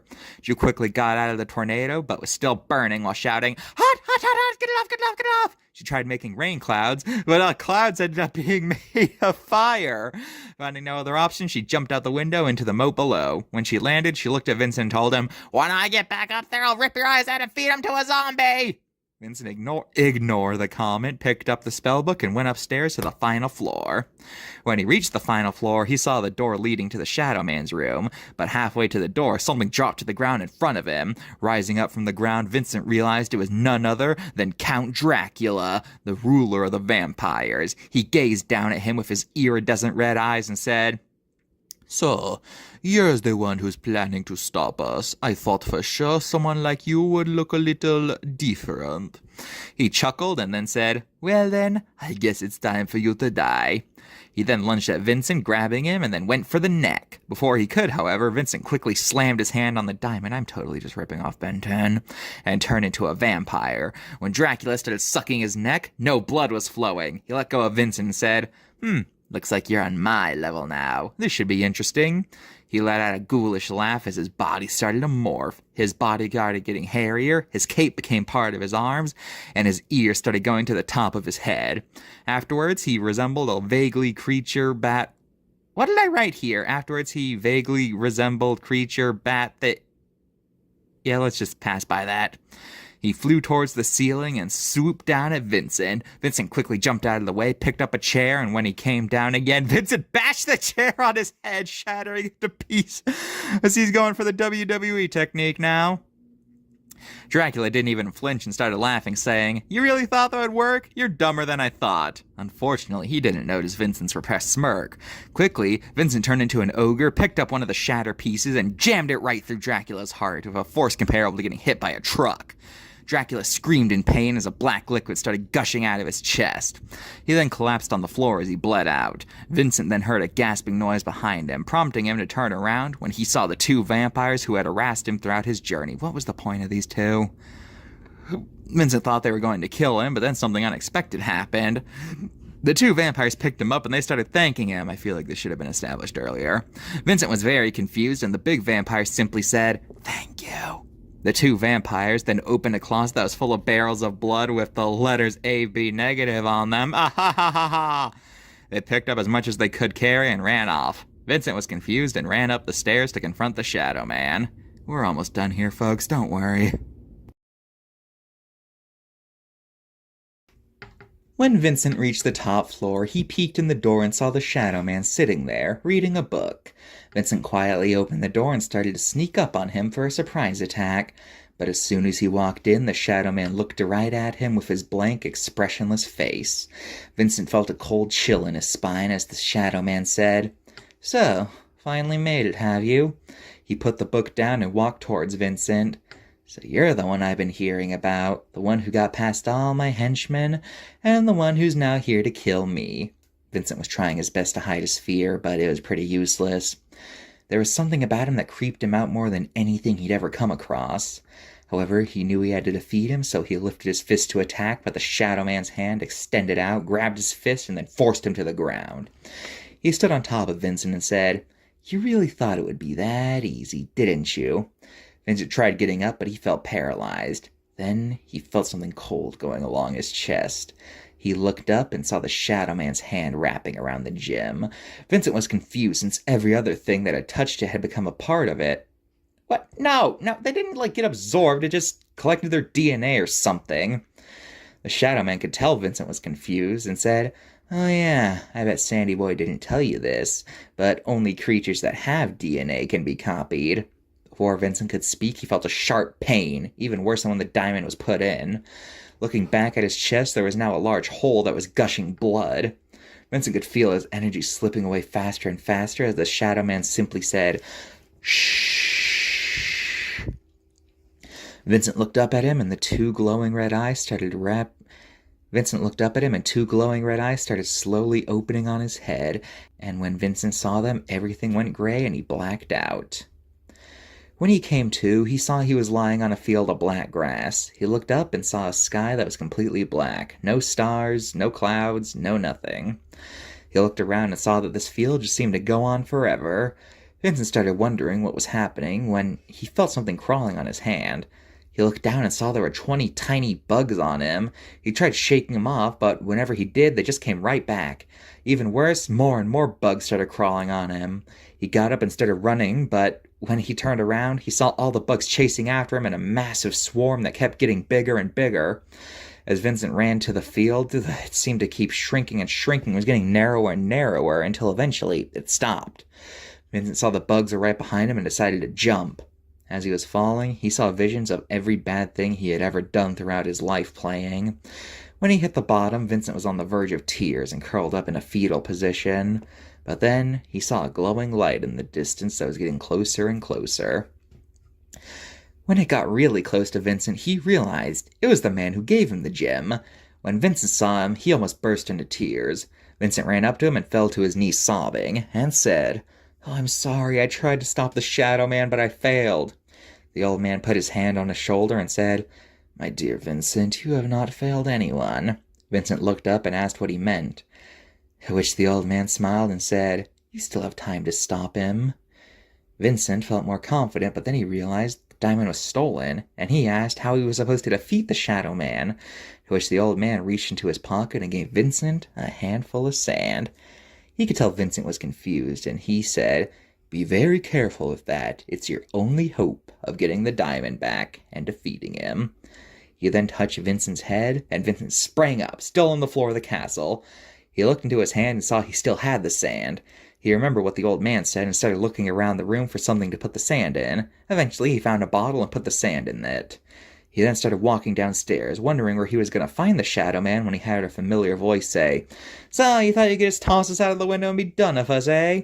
He looked at where the voice was coming from and saw the three monsters he fought beforehand were now back and soaking wet. They angrily approached Vincent while he nervously backed up since he could no longer become the forms he defeated them in. However, he noticed an open window and got an idea. He quickly booked it and barreled out of the window and into the lake below. After emerging from the lake, he hid in a nearby bush and looked up towards the window, where he saw the werewolf stick his head out the window. After he went back in, Vincent heard him say, "Seems he ran away. Shall we hunt him down?" To which the witch said, "Normally I'd love to, but unfortunately we're on a tight schedule and we need to get to the underworld as soon as possible." He then heard weird scratching noises coming from inside, followed by the sound of a door opening and closing. He realized that now he knew where he could find the Shadow Man. Only problem was that getting to the underworld was not an easy task. But he had an idea of how he could get there. He ran inside and up to the floor where he fought the witch to see if there were any spells that could transport him there. Wait, I thought he grabbed the book. Why is it back? Oh, whatever. Frantically flipping through pages, he eventually found a book that he had that the Frantically flipping through pages, he eventually found a book. Found a book, not a spell. He found a book that had the spell the witch used. It said in order to open the portal, he had to carve 7 symbols on a wall made of stone. Unfortunately, Vincent was a pretty bad artist, since he only had a nail to carve the symbols. But about 10 minutes and 30 tries later, he got so frustrated he just ripped out the page and used it as a stencil. Was this supposed to be funny? What was I trying to do here? When he finished, a white line came up from both sides of the floor and formed an arch shape, with another white line going down the middle. He pushed it open, revealing a long, dark staircase. As soon as he walked in, the door behind him slammed shut and disappeared. Vincent took a deep breath and started walking down the stairs. As he got closer to the bottom, he saw a luminous green light getting closer and closer. When he reached the bottom, he saw the light was a river. He recognized this river from the stories he heard, and knew if he became fully submerged, he would become part of the river. So he started looking for other ways around. Off in the distance, he saw something floating towards him. When it got closer, he saw that it was a boat. Vincent had heard about this boat, and how this boat was the only way into the underworld. He looked at it in confusion for a minute, since he thought there was supposed to be somebody in there, but he shrugged, got in, and started rowing down the river. As he rode, he saw several interesting things, such as a piece of land that had a giant chain attached to three metal collars, an absolutely beautiful garden full of every type of fruit and vegetable you could think of, and a piece of land where if you look close enough you could see four other rivers. Okay, what was with the collars? Oh, that was probably Cerberus's post or something. Okay. After about 3 minutes of rowing, he came across a door that had a note engraved on it that said keep rowing. He ignored the warning and opened the door. He peered inside and saw the monsters he had followed talking to the Shadow Man. Well, it may have taken a few thousand years, but we finally got it, the Shadow Man said, holding out the diamond. Now that I have both of our powers, I can finally carry out my plan. After saying that, the Shadow Man pulled out a purple diamond that looked very similar to the blue one. He held them close together and started speaking in an ancient language that started making the stones glow. Vincent saw that the stones started emitting miniature lightning bolts and seemed to be drawing closer together. Vincent leaned in for a closer look, but at which point he fell over, which caused everyone to look in his direction, and they were not happy. The Shadow Man looked at him for a second and then said, "Kill him." The three monsters started approaching Vincent, and he didn't know what to do when he remembered the sand that he'd been given, how the old man said it was for emergencies only. So he fished it out of his pocket, opened the bottle, and tossed it at the monsters. After a cloud of dust settled, Vincent saw that the three had fallen into a deep sleep. You know, this is the first time in this entire story Vincent's done anything even remotely like the Sandman. But whatever. Vincent then looked at the Shadow Man, who said, "Impressive. I see my brother gave you some of his dream sand, but as a being incapable of sleep, I am unaffected." Vincent demanded to give him the gem, to which the man laughed and said, "Oh, really? What are you gonna do about it?" Vincent paused as he realized he had no weapons or anything. The Shadow Man laughed again and said, "I knew it. You humans never think about what you do. You always rush into things without considering your impact." As he was saying this, he got closer and closer. Man's existence was a mistake. You guys think you're so high and mighty, but really, you're just another dumb animal. Now he was right in Vincent's face. "And speaking of which, once my plan is done, that's all you'll be. Just a food source," he said while smiling, revealing a mouth of jagged teeth. However, at that moment he realized one of his hands was empty. He looked down and saw that while he was talking, Vincent had taken the diamond back. Vincent quickly plunged the diamond back into his chest and started feeling power flowing through his veins. The Shadow Man was furious and said, "So that's how you want to play. Very well." Then he put his hands on his head, and the very noticeable sound of cracking was heard as he started to tear off his own skin, revealing a huge dark cloud. The cloud started forming together into a creature with eight red eyes, a long toothy mouth, 8 spider-like legs, 2 giant bat wings, and 2 arms ending in very sharp claws. Vincent was horrified and started quickly shifting through his forms to see if he could get anything that could counter it, but everything he had was too small. So Vincent ran, but the beast was chasing him and was faster than Vincent. Luckily, Vincent ran through a cave that was smaller than the beast. That didn't help much. The walls were noticeably cracking when the beast was trying to get through. So Vincent jumped behind one of the many large rocks in the room as the beast burst through and started looking for Vincent. He was petrified of fear and didn't know what to do. He looked at his hand and saw there was some sand stuck to it. So he decided if he was gonna go, he might as well go peacefully. So he licked the sand off his fingers and waited. But instead of falling asleep, the diamond started to glow brighter than it had ever before. Not only that, but the glow was spreading throughout his entire body, and he felt even more power flowing. Then a big flash happened, and Vincent saw his skin now looked like sand, and he saw on the diamond was a silhouette of the old man. What the heck is this? So, what, so,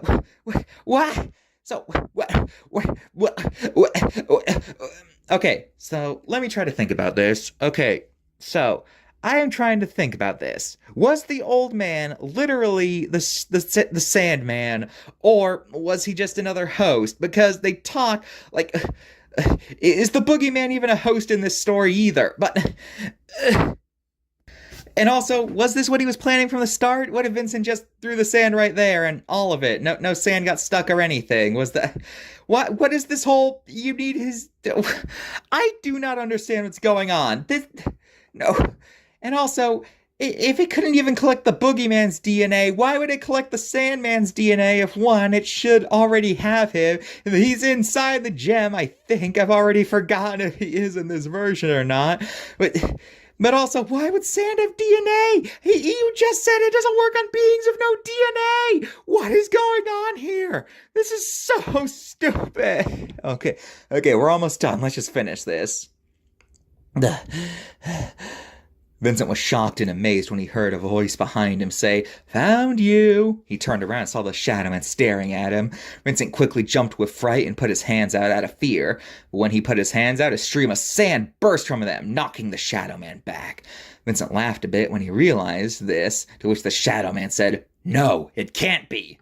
Vincent then got an idea. He lifted his arms up slowly as sand started swarming around him. The sand then took shape into a hybrid of all of Vincent's previous forms, made of sand, equally as big as the Shadow Man. However, he was so distracted he didn't even notice the Shadow Man lunge at him. He then started slashing at Vincent with his claws, but Vincent punched him off. The two giants stared at each other, and the Shadow Man ran towards Vincent, to which he responded by putting his hand out, sending another beam of sand to hit the beast. The Shadow Man said, "No, I am not gonna waste 4,000 years because of some human!" The Shadow Man fired his own beam at Vincent, which hit them clean in the chest, causing a lot of sand to fall off his creation. Vincent responded by slamming his fist on the ground, creating a shockwave of sand to hit the Shadow Man, knocking him over. Vincent stood over him, and the Shadow Man, out of breath, said, "You may have won this time, but as long as there is fear in the world, I will be back." Vincent was confused by what he meant when the Shadow Man fired a beam at him through his finger, but Vincent dodged and retaliated by firing his own beam at the Shadow Man's head. Was I trying to do a Han shot first thing here? What the heck? Why was that? The rest of his body started disappearing into the wind as Vincent turned back into normal. He saw all that was left behind of the man was the purple gem. He had the realization that if someone were to get that gem, they would become just as evil as the Shadow Man, so he lightly kicked the gem, making it land in the Green River. Vincent felt a sense of peace go over him as he proudly walked back to the surface, knowing what he did. We're almost done. We just have an epilogue. After Vincent returned, he walked into the woods and saw his father's cage was gone, and he and his father shared a long hug. Aww. Afterwards, Vincent went into the witch's potion shop, where inside he saw 6 eyeballs in a jar, which he grabbed and returned to the snake-haired women in the swamp, who were so grateful that when Vincent asked for one of their blood to unpetrify the gods, "How do you know that happened?" They didn't even hesitate to give him some. Vincent put it in a spray bottle and walked to the top of Mount Olympus, where he carefully rationed it out and turned all the gods back to their former glory. The gods were so happy that they declared that this day would be a day to remember. Afterwards, Vincent returned to his forest home, where he found a nice shady tree, climbed to a sturdy branch, and fell asleep, content with being a hero. So, what was the whole thing earlier about the Shadow people being like, "Oh, we captured everybody he loved," because that never got addressed, that never went anywhere? Okay, just 2 more paragraphs. "So, I see you failed," said the old man of sand to his brother, angrily looking into the black void in front of him. "Yeah, what's it to you?" said the Shadow Man. "Well, it's just, I've never been dead at the same time before as you, have we?" The Shadow Man thought for a second and said, "I guess we haven't." The two sat down next to each other, and the Shadow Man said, "Well, we'll be back in about 100 years. Might as well get used to this place." The two sat down on the cliff and stared off into the void, awaiting their return. Again, I have no idea how the gems work in this version, so don't even ask. Alright, last paragraph. "Meanwhile, sir, we were monitoring the dimensions, and we found a huge blast coming from one universe," said a little red creature to his boss. Around on a throne turned a man with a large robe with a helmet covering his face. He looked at the creature and said, "Well, is it the dimension I think it is?" Then another red creature ran in and said, "Sir, I zoomed into that dimension's Earth, and it is indeed what you've been looking for." The large figure then said, "Good. He thought he could hide it, but nothing can hide from me." He then walked off and looked over a sea of lava full of screaming people. And that is it. It is over, everybody. So, that was Vincent and the Land of Myths. Vincent's non-canon origin story. Like I said many times, smatterings of things that happen here are still canon. Like, as you saw in the video, they still had a confrontation in the underworld that Vincent hid the gem in. But otherwise, a lot of the story is no longer canon. This is not well written at all. A lot of things just come out of nowhere. Some of the transformations are completely pointless. Like, genuinely, what was the point of him having a vampire form? And what was the point of the unicorn form especially? Why is it even a DNA capturing thing in the first place? Vincent does, like, nothing here even remotely related to what the Sandman's supposed to do. And I am still confused by how the gems work in this version. It is so bizarre. I clearly wrote this with the implication that since I knew what I was doing, everyone else would know what they were doing when they read it. Well, this was definitely a humbling experience to look back at a crappy old work of mine. But hey, it did lead to Vincent, and maybe one day I'll tell you what Vincent's new origin story is or something like that. I don't know. If enough people want it, I guess I could make it. I hope you guys enjoyed listening to me rambling, going through my old work.